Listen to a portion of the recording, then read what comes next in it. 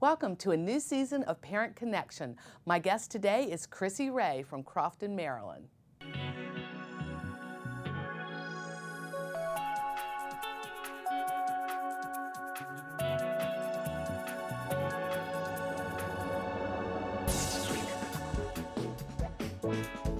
Welcome to Parent Connection. Our guest today is Chrissy Rey. Welcome, Chrissy, and thank you so much for joining us. Thanks for having me. Now, your daughter goes to Crofton Meadows Elementary School. Right. So give us a little bit, first of all, let our audience know a little bit about your background. Well, my background, I originally had studied zoology in college, and I actually worked with animals for a little while shortly after college. But then one of my friends while I was in college taught me HTML. And when I got out of college, the .com bubble was starting to rise up. Right. So I sort of got into that and have been doing it ever since. So I sort of switched careers right after college into web development. Now, I was going to say, for our guests who don't know what HTML is, let them know what that actually is. It's hypertext markup language, which is the language that you use to make a website. Right, so that's a specific language that you're writing actually to get everything to go up on the website. Right. I know this much of it. Yeah, it's one of several one. Yeah, it's one of several languages. Right. So I do a lot of work with HTML, hypertext markup language, cascading style sheets, which control the appearance of a website, JavaScript, which controls a lot of the interactivity of a website, and then a bunch of other languages like PHP, which doesn't really stand for much, but it stands for PHP Hypertext Preprocessor, which is a language to handle communication with a database on the back end of a website. Okay, great.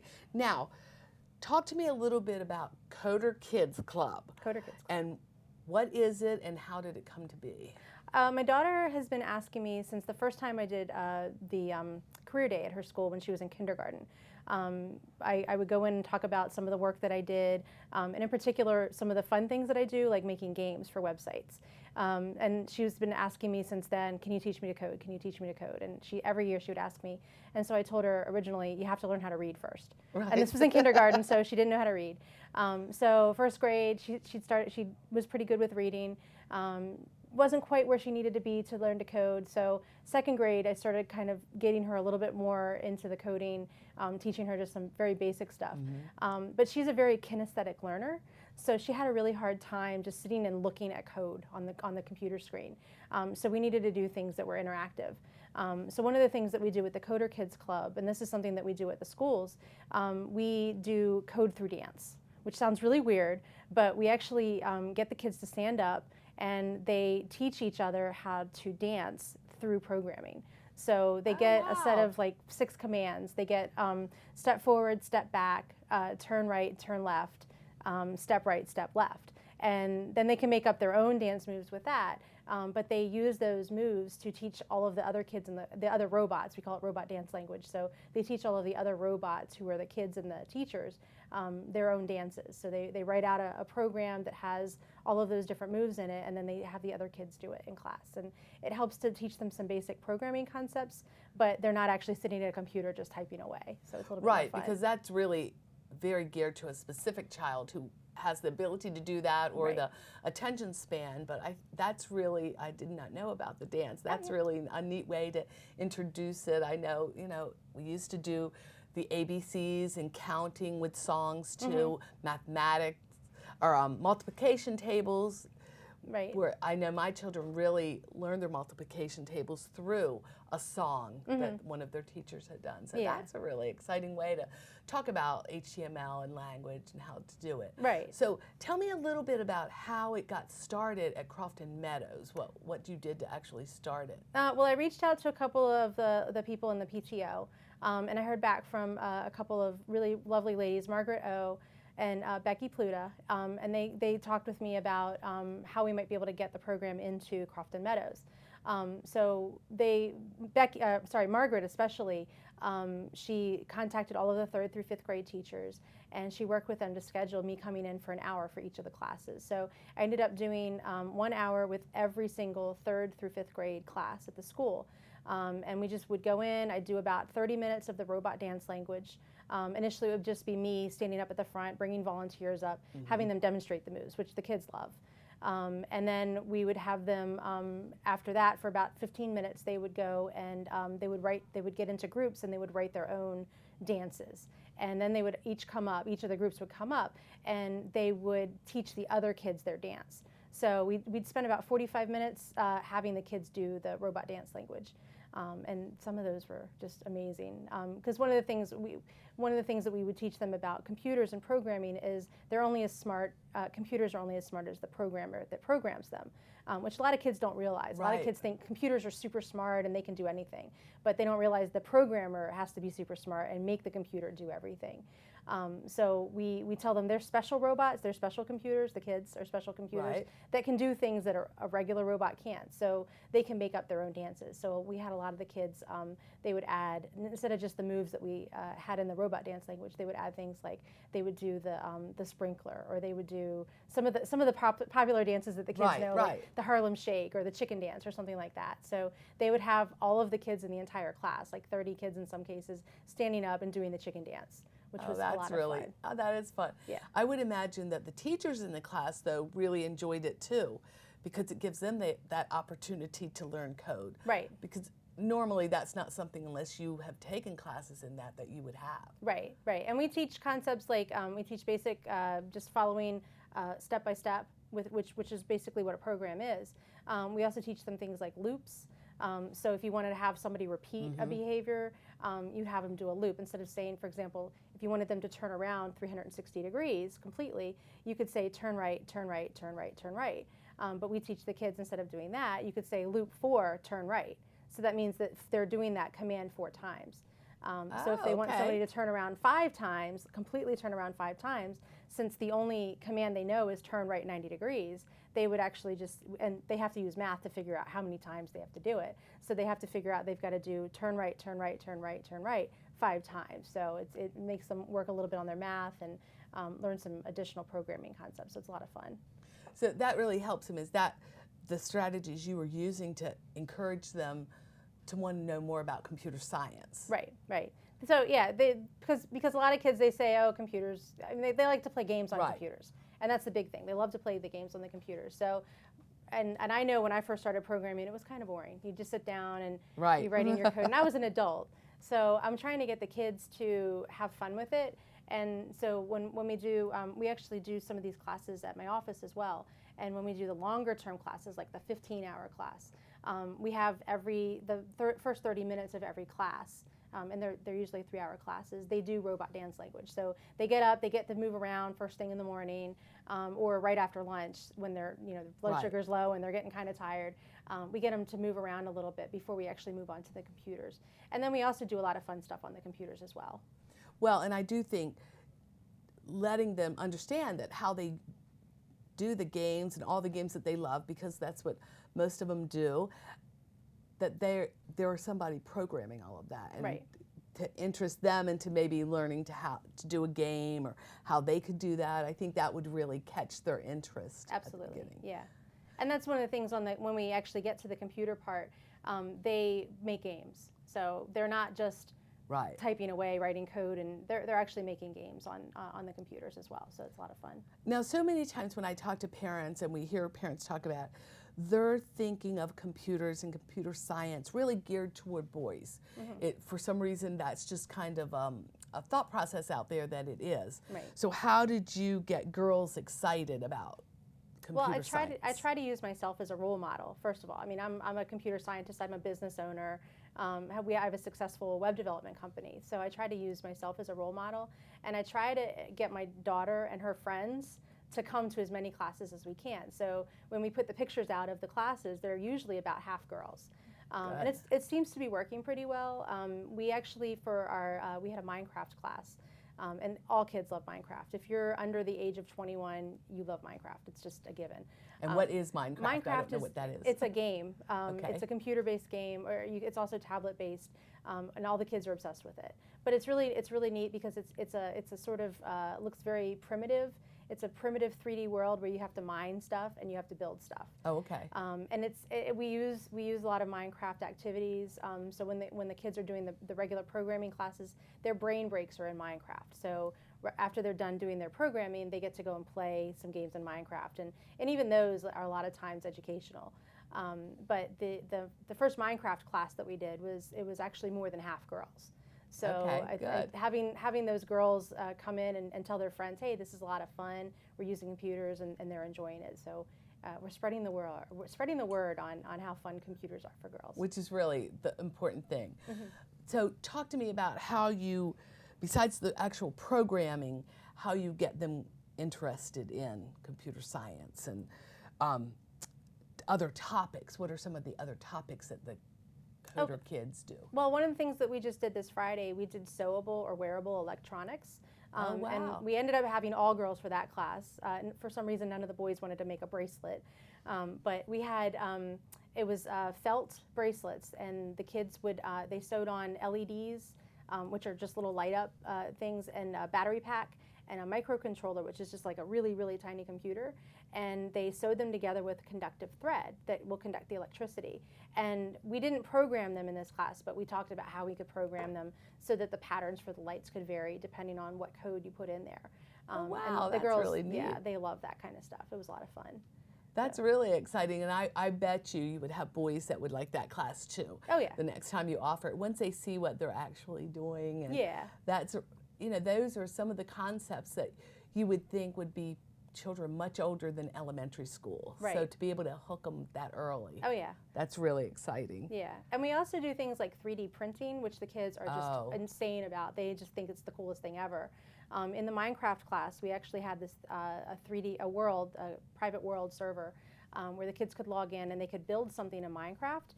We then exported them to 3D models, which we then printed out on the 3D printer that we have at the office. And the kids just thought that was the coolest thing ever. Including the girls, especially the girls, I think. They were very excited that they could make their 3D hearts. Right.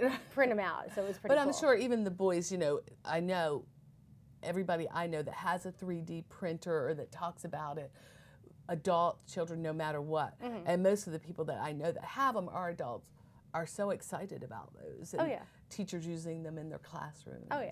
Yeah, the parents, when they would come in, because we were usually printing all day, because it takes a while. It can take like 2 hours for one thing to print out. So we still had the 3D printer going when the parents were coming in to pick their kids up sometimes. And a lot of times the parents would stand there fascinated, like, wow, that's so cool. Oh, so I know. Yeah, I know. I think it really is, too. Now, if I were a parent watching right now, how would you started it and you have the expertise and all at Crofton Meadows, but how would they get something like this started at their school? Well, one thing that we can do, I actually used some of this, was the material on code.org. It's totally free. They actually have an hour of code curriculum that you can use, and they actually have longer than an hour. So they have you can actually institute several hours worth of code. But they've got tons of resources online through code.org. We ended up not using that except for at the very end of the class because the kids were doing the robot dance language because we weren't sure if we were going to have computers for them to use or not. Right. And that kind of thing you can do without computers. But something like this, any parent can do it. It does help if you have some programming background, but they do make all of the resources available. So even if there isn't a programming background, you can do it. Plus, we're also trying to get out into more schools. I'm trying to get involved with some of the other local schools and do the hour of code at them as well. And I think the other thing, they could probably partner with their high school because some of the students that are taking it at some of our magnet schools or some of the regular high school classes, they would probably love to come over and get some of their service learning hours doing that with younger students. Absolutely, and that's one of the things that we're trying to do. We haven't got an intern from Anne Arundel County just yet, but we've got some from elsewhere. And we are teaching them how to do the robot dance language. So they could go to an elementary school as a volunteer and do something like this as well. Oh, that's really good. Yeah. I do think just trying to get that interest at a young age and letting them know that how you do it. I know the first time I ever did a website, which was years ago, and it was for a college class at the time, a graduate class, I believe.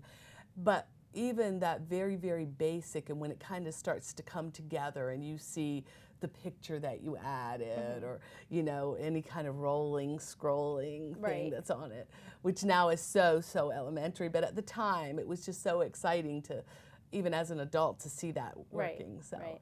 Now, are there other ways that parents can share their skills? Do you have some other suggestions to parents? Really anything. I think the best thing is if the school has a career day, go in there and talk with the kids about it. And the kids are excited. I mean, you could have any kind of job in the world, and the kids are going to want to hear about it. My husband's a police officer. He's actually a canine police officer. And he hasn't gone in as a canine officer yet, but he's gone as a police officer. And the kids are just like, oh, wow, that's so cool. And so it's just getting out there and showing the kids what you do so they can see what their options are and see what their parents are actually doing. And I know after the first career day that I did back in kindergarten, this was at my daughter's old school, I would go in when she was in second grade, and the kids still remembered me from kindergarten, from career day, because they were like, oh, hey, you're the lady that makes games. And when my husband comes in, they say, oh, hey, you're the police officer.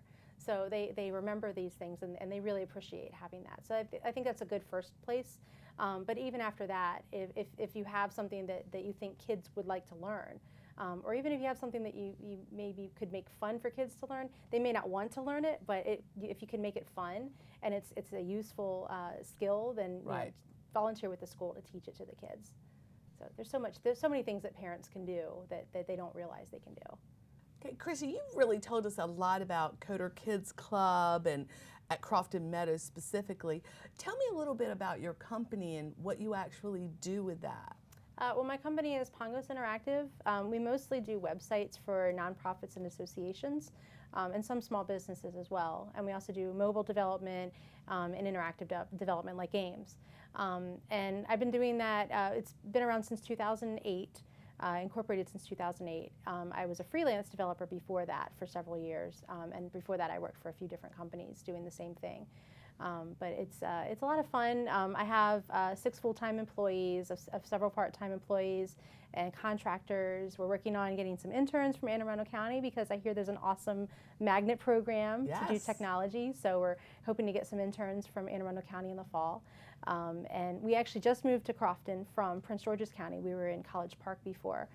But when my family moved to Crofton, it was much easier to just be in Crofton. And I really like the area. I love Anne Arundel County. My mother was a teacher in Anne Arundel County for many years. That's great. So it's kind of like I'm coming back to the old town. So yeah, so it's a really nice area. But like I said, we mostly do websites for nonprofits and associations, really big websites. So we have some pretty large clients like the American Geophysical Union, the American Association for the Advancement of Science, some larger scientific organizations, which I kind of like because it lets me sort of relive my old science days. I was a scientist at one point. I have a degree, a Bachelor of Science in Zoology from the University of Maryland. I loved working with zoology, but it was really hard to resist moving into the .com stuff because I really enjoyed the language and learning that when I moved from the one career to the other. So it was hard. I think really the inspirational part too is that you did love your job, but you wanted to do something different, and you were a career changer who is making money off something, a passion that you have. Right. So I think that's a good example too to show other people that it's so great if you can find a career that is something that you're passionate about. Yeah. Because it does make you want to do more with it, get up every day. It's kind of that hook that gets you going every morning. Right. And sometimes I do say, wow, I wish I was still in zoology. I used to volunteer at the National Zoo when I was in college. And we donate a lot of money. A lot of the profit from the company gets donated back to the National Zoo. We actually sponsored the orangutan on the carousel at the National Zoo. Oh wow! If you go and look at look at the plaque, it says Lola Pongos Interactive on it. And the logo for the company actually has an orangutan in it. And Pongo pygmaeus, is the scientific name for orangutan. That's where the name of the company came from. So I try to get the zoology stuff in there every once in a while. And I've actually worked on a couple of animal websites and zoo type websites. So it's kind of giving back to the old career. So tell me a little bit more about the club, the Coder Kids Club. What are some of the other things that they do, or what are some other opportunities that students have that they can, when you're going into the classroom, that's a set amount of time, but there are other things, if there are students who really have a passion for that, there are other opportunities for them? Yeah, sure. Well, we do the hour of code at the schools, and like I said, I'm hoping to get into some more schools with that, and that's a volunteer thing. I like to give back to the school, especially my daughter's school. Well, that's good to know as people hear it. Right. So, we'll certainly share your information so they could contact you if their school's interested. Yes. And then in addition to that, we do summer camps. We also do evening and weekend classes. So we have, a lot of times we'll have like a parents' night out. It's a 3-hour thing. The kids come and they do an activity, or they just play Minecraft or games or something like that. But it's computer related, and they're there for 3 hours. We feed them dinner. Parents can leave them there. We supervise them. Everybody's got background checks, so everybody. My husband's a police officer. He does security. That's good. Yeah, so we make sure that everybody's safe. And we usually have between 10 and 20 kids there at a time, and they just have a lot of fun playing. So like we did, the first one we did was a gamer night, and they came in and they used Kindles to make their own games. There are a couple of apps that we have they got to make their own platform games, kind of like Mario Brothers, where you've got somebody running along and jumping. They were making their own versions of that on the Kindles. And then we also had a Minecraft night where they basically just came and played Minecraft. And just talked about Minecraft, and that was a lot of fun. And the class that we just did on Friday, where the kids made their bracelets, that was another parents' night out sort of thing. So we do a lot of that kind of stuff as well. Well, that's a really good benefit for parents because it gives them a safe place. Plus, they're learning, like you said, they are just there to have fun, but they're learning lots of different information and things that will help them as they grow and hopefully get that computer science bug and want to explore more of it, because it is kind of the way of the future. And I think if we can get students excited about things like that early on, catch them at that elementary level, then it's endless where they can take their careers. Right.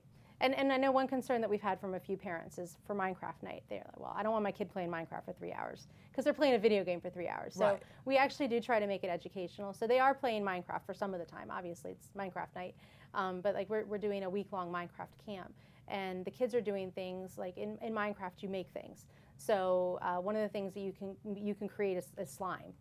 You can actually spawn a slime egg. So we're actually going to teach the kids how to make real slime during the Minecraft camp. Oh, neat. So we're kind of trying to extend it not just into computers, but STEM and STEAM in general. Right. So like how to make slime. We're going to teach them how to make how to dye wool, because one of the things you do in Minecraft is you can use plants to dye wool. So we're going to do some activities where they're going to learn about plant dyes. They're not actually going to use the plant dyes to dye wool. We're going to actually use Kool-Aid to dye felt. But so they get the same kind of concepts. And then also how to make things like you can make a bow and arrow in Minecraft. So we're going to have the kids learn how to make not a real working bow and arrow so they can shoot each other, but they're going to make a bow and arrow so they have the ability to create kind of those kind of things. And then we also incorporate the 3D development in there. We're also going to incorporate programming in the Minecraft classes. So you can create Minecraft modifications, they call them mods, using Java, which is a programming language. And we're going to teach the kids some really basic Java so they can make their own mods and incorporate them into Minecraft. So they're actually adding on to the game as well. So it's not just playing games all day, it's actually learning. And even having the terminology, Java, and the terminology and all of that, so it's not the first time they ever hear it some other time, they are in a class and they can speak to what it is and they've had hands-on experience. And at an elementary level doing that, I think it's so beneficial for our students. Oh yeah. Opens up so many doors for them. Yeah, absolutely. Yeah, it was really cool for some of the kids, like when we did the class on Friday, I taught them what an LED was. So they light emitting diode, and the fact that they remembered that, and we talked about EL, which is electroluminescent wire, and so they were learning all of these terms that are used in the industry, and so they were showing off to their parents when they came and picked them up. I know what LED means, and I know what EL means, so it was. And I would venture you could go into any hardware store or any large store that they sell things like that and say what it does LED stand for. Most adults would not know that. I would not know that until you told me. Well, somewhere like Radio Shack they might know, but a lot of other places they would. Like, I don't know. Well, Chrissy, we really have enjoyed having you today and hearing about all of these wonderful things. And really, I want to thank you on behalf of the Anne Arundel County Public Schools for all the volunteer hours you were giving and all the things that you're doing to helping our students. we really appreciate you being with us today and everything that you've done for our students. Thank you. Thank you. And thank you for joining us on Parent Connection. Until next time.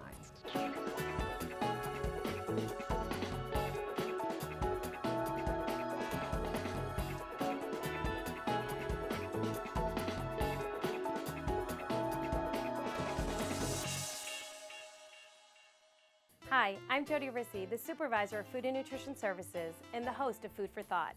Welcome back to a new school year. I hope everyone enjoyed their summer break.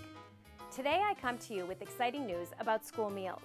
School meals offer students milk, fruits and vegetables, protein, and whole grain foods, all part of a healthy school lunch. This year we will continue to meet and exceed federal and state nutrition standards for all school meals, ensuring that all meals are well balanced and provide students the nutrition they need for academic success. Every day, students are offered unlimited choices of fruits and vegetables. Students are encouraged to select up to 2 cups of fresh produce every day. This is a one-of-a-kind program unique to Anne Arundel County. This program has been in place for the past few years and is another benefit of having your child eat lunch with us at school. We also celebrate Tasting of the Rainbow. It's a program offered the first Friday of each month. All students eating school meals on this special day will sample a new fresh fruit or vegetable. Last year, students sampled local asparagus, edamame, pumpkin, and yellow grape tomatoes. Did I mention local produce? Last year, we served over 240,000 pounds of local produce. This included over 520,000 local apples, all coming from right here in the great state of Maryland. Remember, school meals taste great, they exceed nutrition standards, and they're affordable. As a registered dietitian and the mom of 2 students in Anne Arundel County Public Schools, not only do I support school meals, but I also enjoy seeing my children eat school lunch every day. Each year, families have the ability to apply for free or reduced price meals. The application to apply is online or at your child's school. Parents, you may log on to applyformeals.aacps.org. The process is fast, easy, convenient, and accessible from any computer. Remember, if you received benefits last year, you must complete a new application each school year. Once the application is completed, you will be notified regarding your status within 10 days. If you have any questions regarding the application, please call the Food and Nutrition Services and we will assist you. The phone number to call is 410-222-5900. If you need assistance with a Spanish application, please contact your bilingual facilitator from your school. The last piece of information for this school opening is the discussion about monitoring your child's school meals. My Payments Plus is a convenient tool Anne Arundel County Public Schools offers all parents to make managing school meal accounts a simple process for you, your child, and the school. To learn more about My Payments Plus, simply visit www.mypaymentsplus.com or you can call 877-237-0946. Registration is free and quick, so get started today. Thank you for this opportunity to provide you the valuable information pertaining school meals. All students in Anne Arundel County have access to a nutritious breakfast and lunch on a daily basis. These meals fuel their brains and bodies for academic excellence. If you have any questions regarding the healthy school meals offered in Anne Arundel County, please contact me at 410-222-5900. Thanks again. Continue to watch aacps-tv and tune in to the next segment of Food for Thought.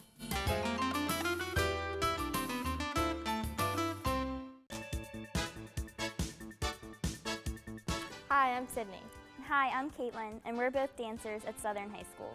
We have done our research to come to the conclusion that taking dance classes as an athlete will help improve your athletic skills and ability.